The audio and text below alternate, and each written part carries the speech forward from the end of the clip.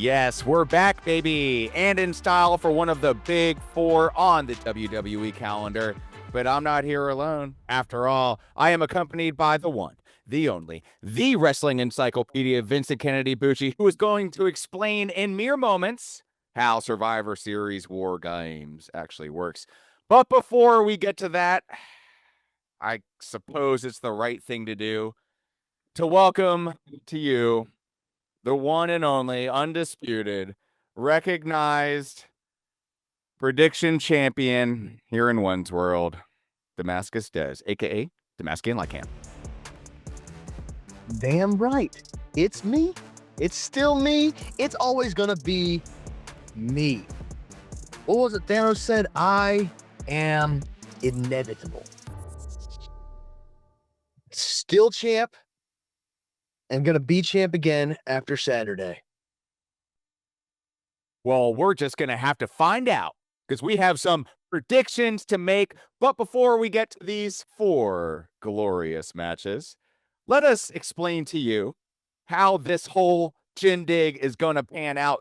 Booch, give us the quick and dirty about how War Games actually works. Well, how it actually works and how it works now are slightly different, but traditionally how War Games works is you got the two rings in the cage, which we still have today. There's normally a lid on the cage. You got a team of 4 and a team of 4. There's a team that has the one-man advantage. Normally, traditionally, you give it to the heels so they can get their heat and basically make the comeback and everything. And then how it works is people just wrestle back and forth till all the men or women in this case are in the cage. And basically, once that happens, War Games begins and you win by submission or surrender. Well, they've now changed the rules because now they took the lid off the cage. Apparently, if you leave the cage, you forfeit. And also, you now bring in weapons and extra furniture, which is basically putting a hat on a hat, but it's what they do now.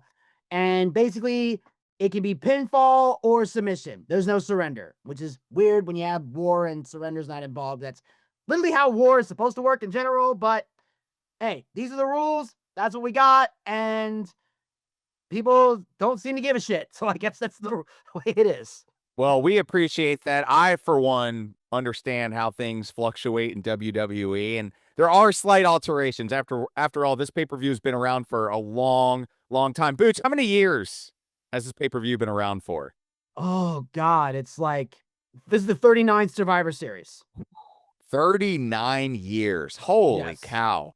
That is awesome. Well, hopefully this lives up to the charm that you described it with, and we're going to get it started here with the men's War Game match. Of course, Booch, let's talk about the faces in this match. Desmond, I want you to cover the heels in this match. And then, of course, all of us will make our predictions. Booch, you being the wrestling encyclopedia, and you're on a roll, you're hot, your pipes are warm. Give us the quick and dirty about the faces in this match. Okay, well, the baby faces in this match, we, of course, have the team of CM Punk, Cody Rhodes, the Usos, and Roman Reigns. This kind of threw me for a loop because I remember leading up to this, Desmond and I talked a little bit on the phone, and we thought we were going to see a different team in the War Games, the way they were building and hyping it up. And then they just completely swerved us and just said, let's take our baby faces and heels and just jam them all together, which normally wouldn't be a problem for me, except there's one aspect of this that's irritating me. And here's why. Okay, we got CM Punk and Cody Rhodes. Okay, I figured they got issues with the vision. Fine. The Usos, okay. I was kind of into that. But Roman being in this match, I feel is lazy writing, and I'm going to tell you why. For those of you who may not remember, because we didn't recap this, but I did, back in October, there was a thing called an Australian street fight between Bronson Reed and Roman Reigns. It was a great match. I think we can all agree. Tore the house down. Was everything it needed to be.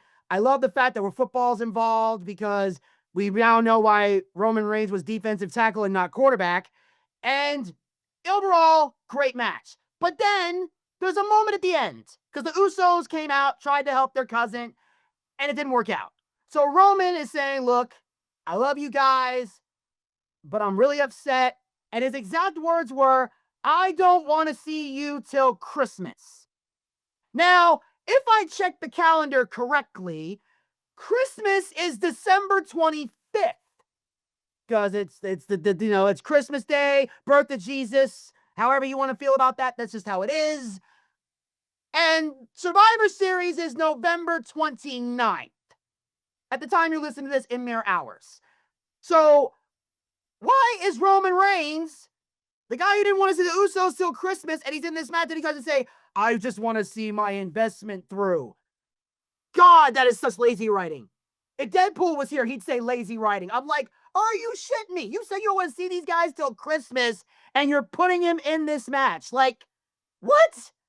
That's the laziest shit I've ever heard. I'm gonna have to stop you right there. Okay. I want to hear this. Stop. You've clearly never had family drama. Not serious family drama. Because every time I've ever seen somebody split up from a family, be like, I don't want to talk to you anymore, it's only a couple of months before they're talking again. This is how families work. This is not a the fact that he said that he had left the door open to where they could eventually see each other again meant it wasn't that serious.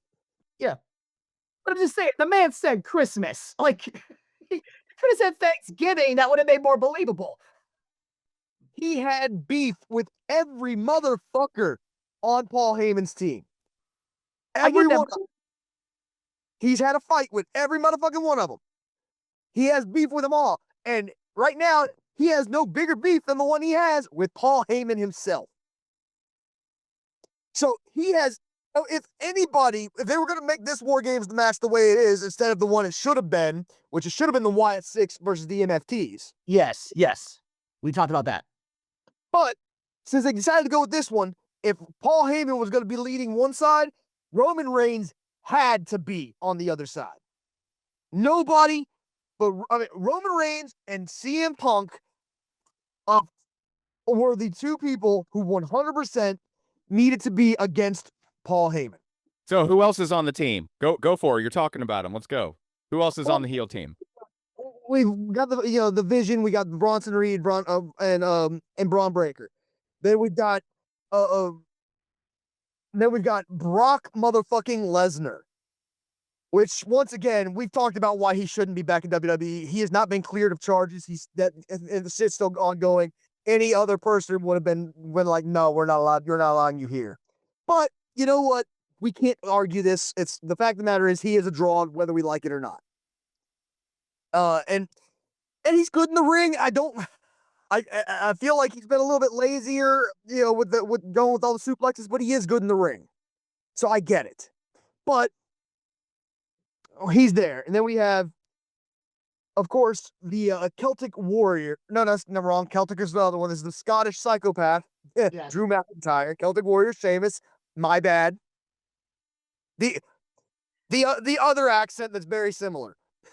the other drinking fiends. And then we go with, and I will say, of all the people they added to this one here is the one that I like the best. We added Logan Paul, and 100% love him, added the best. The way he did it, like he looked like he was going face for a minute, and I was like, holy shit, he's going face, and they're doing it really well. He gave him reason to be against the Vision for a minute there, and then the punch to CM Punk was adding him to this team was that was beautiful. It was well done. It added heat to a guy who was already good at getting heat. But all in all, but like I said, every person on this team, Roman has had beef with, and every person on this team, CM Punk has now had beef with. Having Usos there once again, it's too easy. And Cody's always just going to be the superhero, Superman. He's going to be there. He's going to help everybody. So yeah. And his promo on SmackDown last week was phenomenal. Well, I mean, you can say that about most of his promos. No, true, but I'm just saying that one was really good because, like I say, because when I first saw the lineup for this, I was like, you got to be fucking kidding me. Then Cody cut his promo, and I'm like, okay, I got my attention. Like the Steiner's never been better than a Rhodes. That was beautiful. The whole every guy you've listed, you build them, I'll beat them. Like, he sold that in one promo. Like, if you had any doubts about wanting to see this, that was it right there. And also, I want to say real quick, the Logan Paul thing that Desmond brought up. What I love most about that is that was the first time in forever where I saw a heel turn that you couldn't premeditate. Because usually when someone has like a chair and it looks like they're going to hit somebody and they turn to hit somebody else, you can tell from the body language and the way they're moving, that chair's going to swerve the other way. The way Logan Paul had his fists up and was looking directly at the Vision, and even though he was kind of doing the jump that you see most people do, again, that's a fighter's jump. Like, I'm ready, I'm fighting. And then all of a sudden he goes for the punch and turns. Like, he timed it so perfectly. And again, this is why Logan Paul puts so much of the locker room to shame. Because he is doing the little things better than the modern guys. Yep, we got to move forward, guys. Sorry. It's okay. What are your picks for the men's War Games match? Desmond, let's start with you. Who's pinning who? Who takes the submission? What's your outcome?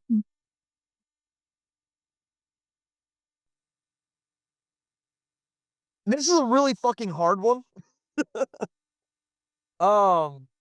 Really fucking hard. Because they don't have a story going on that makes me feel like one way could go the other. I kind of want the heels to win. But the question is, are they willing to give this to the heels?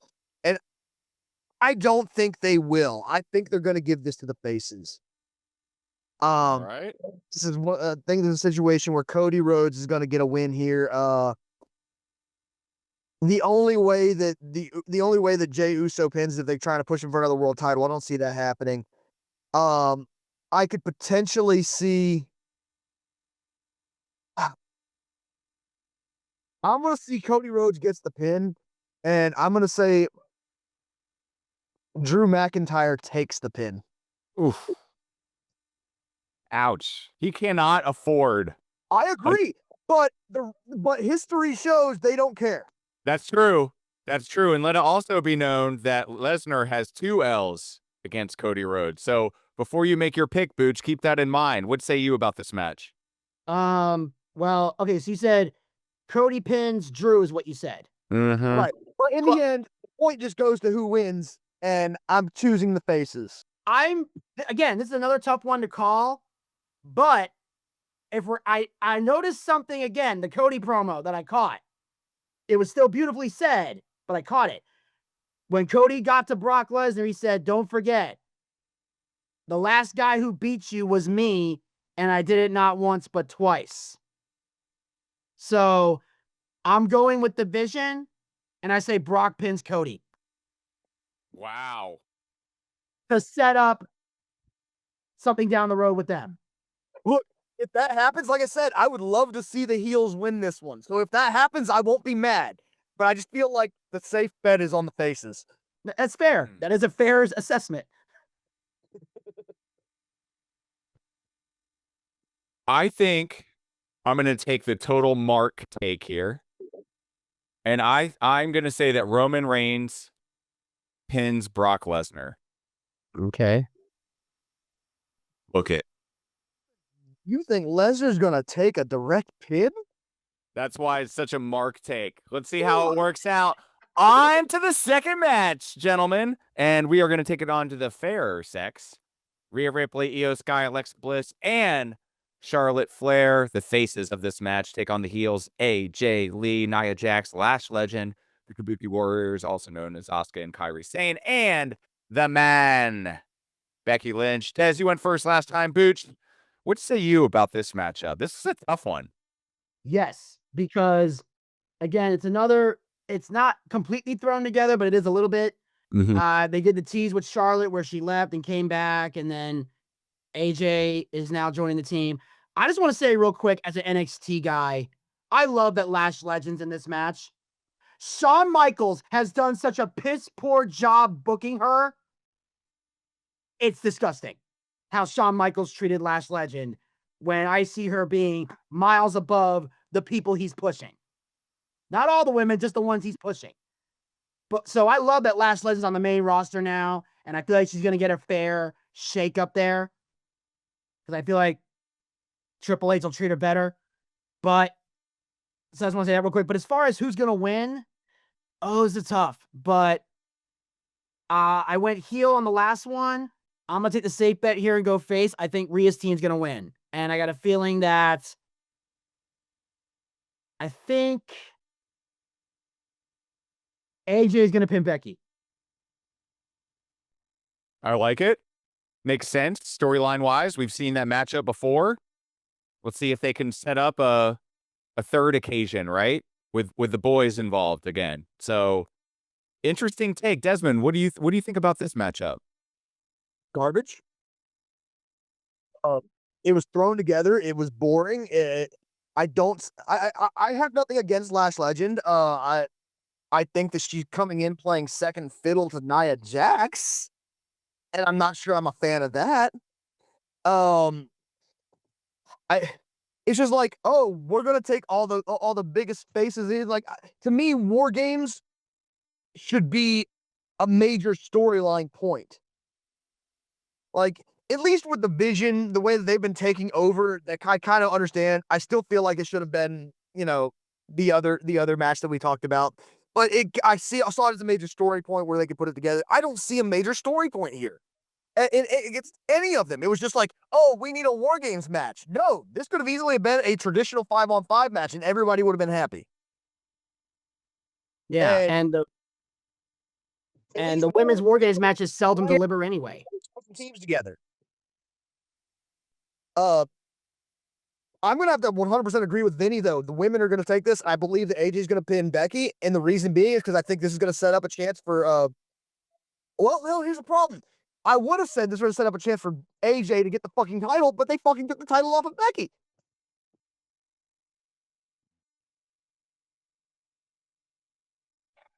This is tough because every time I see Charlotte Flair's name anywhere, it just gives me that feeling.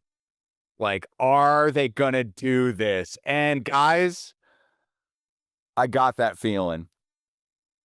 I believe that the faces get the pin, get the win. Charlotte Flair, the protagonist, and of course,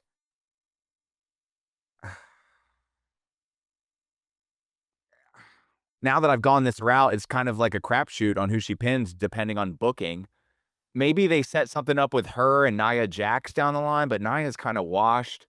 Maybe she pins Lash Legend, and this propels both of them to tell more of a story in the future. That's my take. So Charlotte pins Lash. Charlotte pins Lash Legend. Okay. Yep. Let me book it here. Boom. On to the next one. John Cena versus Dirty Dominic Mysterio for the Intercontinental Championship. And gentlemen, I'd like to go first on this one if that's okay with you guys. Go ahead. This, to me, could be the match of the day. This match right here, depending on what Dominic is willing to do, could be the match of the day. And this is not just what goes on within the squared circle. There are going to be some shenanigans from JD coming in. I think we're going to see Finn Balor come in and mess this up for Dirty Dom in some capacity, intentionally or not. It would be great if he actually revealed that it's over, man. This is over. This is over. I'm making my mark right here in the sand, line drawn, no more, 86. So I am going to predict that through much of the match, Dominic keeps it close, but somehow Finn Balor comes out, alters the ending, John Cena gets the win, and we start to see the official unravel of Judgment Day. My take. Whoever wants to go next, feel free. This one is, to me, there were two ways that this match could go. Okay. One, it's in San Diego, which is Dom's hometown, and a lot of people are thinking he's going to win it back and beat Cena in his hometown. I don't think that's what's going to happen. I think Cena's going to put that title on the line against the winner of the tournament. So I think Cena's going to win simply on that alone. Otherwise, as I said, I would love to see Dom win, but except if it wasn't for the fact that he had just lost the title to Cena, and I hate people playing hopscotch with the fucking belt. Especially the IC. Yeah. Yeah. So I think Cena's going to win it on that alone. But once again, this is a situation where generally I wouldn't be upset. Dominic gets a good push, hand off here, but Cena's about to have the last match of his career. He's not going to win. He's not going to lose 2 in a row. And I think he's going to lose to whoever wins the tournament. Mm-hmm. What about you, Booch? Well, here's the thing. The first time Cena and Dominic fought in Boston, I was behind it and supportive for one reason and one reason alone. Because Dominic had the Intercontinental title. Cena won, became a Grand Slam champion, and the match was great. Take nothing away from it. It was a great match that had us thinking for a moment maybe Cena might not get this title. They created the doubt necessary for the pop to be even louder than it was in his hometown of Boston. Then we get to next week. And I'm thinking, okay, who's next? Okay, we got 3 more appearances at this time, and then John's out the door. So I'm thinking, okay, Dominic lost. He's going to the back of the line. Let's see who the next person's going to be. And then it's Dominic again. It's a 6-man tag. And I'm like, what the fuck? And that's in Madison Square Garden. Then we find out they're having a 3rd match at Survivor Series. I don't care how much you like Dominic Mysterio. I don't think he deserves 3 of the last 4 appearances that Cena has. Like, I would be less annoyed. Here's my hot take. I'd be less annoyed if The Miz was in this match. That's how much I'm not looking forward to this. Like, yeah, and I know Wenz, I was waiting to blow his mind with this. I'll tell you why. Here's what I would have done. Because Miz was in the 9 Time Is Now tournament. He lost the first round to Jey Uso, which has pissed off every WWE fan. Even the ones that say yeet are not happy about this. It's one of the most disliked videos on WWE's YouTube channel that Jey Uso's even in the quarterfinals, regardless of how you feel about him. And The Miz has been bitching on the internet. I'm sure it's a work, but I'm just saying he's bitching about, I want to be in John's last match. Blah, blah, blah. You could have had The Miz either at Survivor Series or come out that Raw and say, this is bullshit. I got eliminated. I deserve to face John Cena. I made the Intercontinental title prestigious, even though it's a crock of shit. It's still a story they can work with to make money because fans believe it. So you could have had those 2 fight on Raw. I personally would have put Cena in the War Games and had him pin Brock to get his revenge for WrestlePalooza and then job to whoever's in the My Time Is Now tournament. But even if you didn't do that, you could have had Cena and The Miz on here because that's a match fans want to see.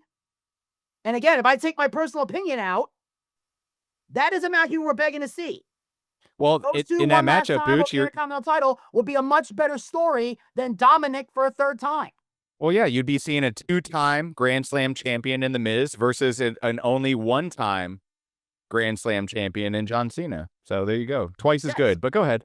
So I'm saying that would be a much better thing. And so I'm thinking, what the fuck is Triple H thinking giving 3 of the last 4 appearances to Dom? Look, I'm not saying Dom's not doing great work, but he doesn't deserve the last 3 out of 4 appearances that Cena has. I disagree. How many T-shirts is he selling? I mean, there's other variables. So because of that alone, what push a young star? Dominic is the future of this business. Apparently. So the only much he has into his own character as much as he has. Dominic is proven at such a young age that he is fucking awesome. Yeah, again, I'm just saying, not good enough to have 3 of his last 4 appearances, but he's good. But that's how you push a new star, is you give them stuff like this. He's not getting his match. So, that's done and over with. Well, just give a spot to shine. Now, losing in all of the matches is not necessarily a great thing, but that's what I'm saying. That's why I'm thinking, what other reason would you do this other than Dominic to get a win back? That's what I'm thinking. There's no other reason to do that. Either you want Dominic to get your win back, or Triple H is a lazy writer. It's one of the 2.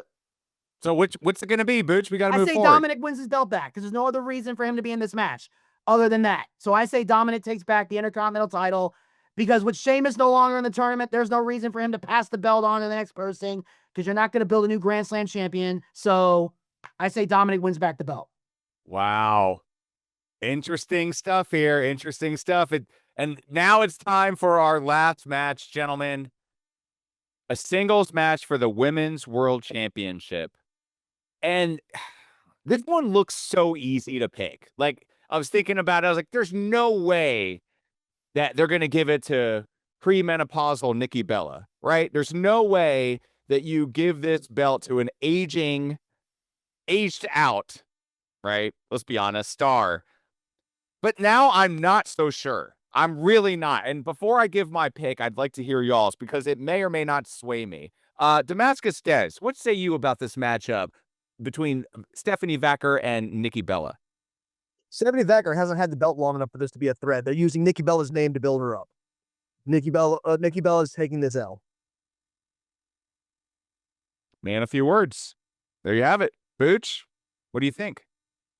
Yeah, pains me to say it, but that's the case. Because I mean, I would love to see Nikki Bella win the title, but again, they're pushing Stephanie to the moon.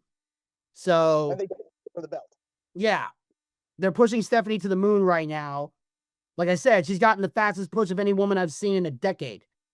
So she's winning this match. I'd love to see Nikki win. I wouldn't be upset if she did.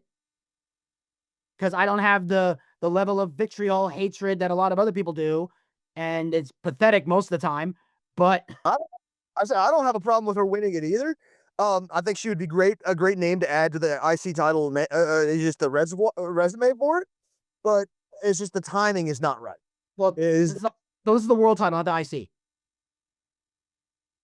It is the world title, isn't it? You're right. Yes, yeah.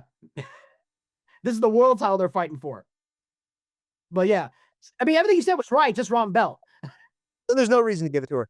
Yeah, exactly. So I'm going with 72. Seems like a slam dunk, right? I gotta go with the underdog here. I'm gonna go with the aging Nikki Bella to cause some friction, some heat. She has the experience. This is a great way to humble Steph. It's too sure of a thing. That's what it comes down. And when it's too sure of a thing, I like Lane Staley would say, I stay away. I stay away because I feel like it's not that simple. And there you have it. Let's recap. Gentlemen, men's War Games match. Desmond, Cody pins Drew McIntyre. Booch, Brock pins Cody. Wenz, Reigns pins Lesnar. Women's War Games match. Booch, AJ pins Becky. Desmond, AJ pins Becky. Wenz, Charlotte pins Lash Legend. Cena versus Mysterio, Dirty Dom style. Wenz says Finn Balor interferes, causes Cena to win. Desmond, Cena beats Dom. Booch says Dom wins, beats Cena. Stephanie Vaquer and Nikki Bella. Desmond, Nikki Bella loses to the incumbent champion, Stephanie Vaquer.